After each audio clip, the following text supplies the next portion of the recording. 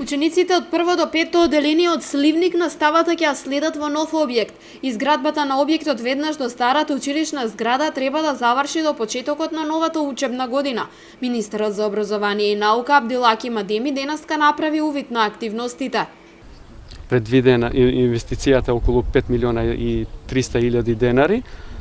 Ќе се градат 3 нови училници заедно со придружните објекти за котлара. Ќе се реконструира понатаму и стариот објект и ќе биде една целина.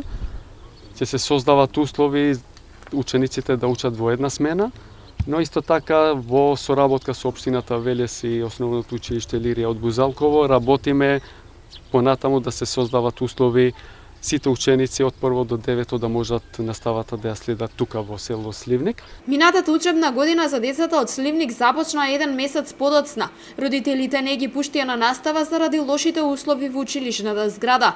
Очекуваат дека конечно проблемот ќе биде решен и ќе се создадат нормални услови за следење на наставата. После тоа дојде министерот, градоначалникот и дојде до договор да се направи новата зграда. Сега е во градба и мислам дека ќе се направи, ќе се реши еден голем проблем. Реков за нижите одделенија, ако се отвори девето паралелка, тогаш во овие просторни услови пак ќе нема можност да се работи.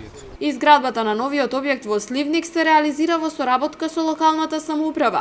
Оттаму велат дека остануваат посветени на потребите на граѓаните. Една таква потреба, согледувајќи ги условите дека постоечкото старо училиште не ги задоволува просторните и другите квалитети што се потребни за одвивање на една настава, општина Велес се поведе иницијативата, а водејќи се од иницијативата и потребата на граѓаните да ги воспостави сите потребни комуникации со Министерството и со владата на Република Македонија за да отпочне ваквиот проект на градење на новото училиште овдека во селото Сливник. Од Министерството најавија реконструирање на стариот објект. Околу 100 деца од прво до петто одделение следат настава во училиштето во Сливник.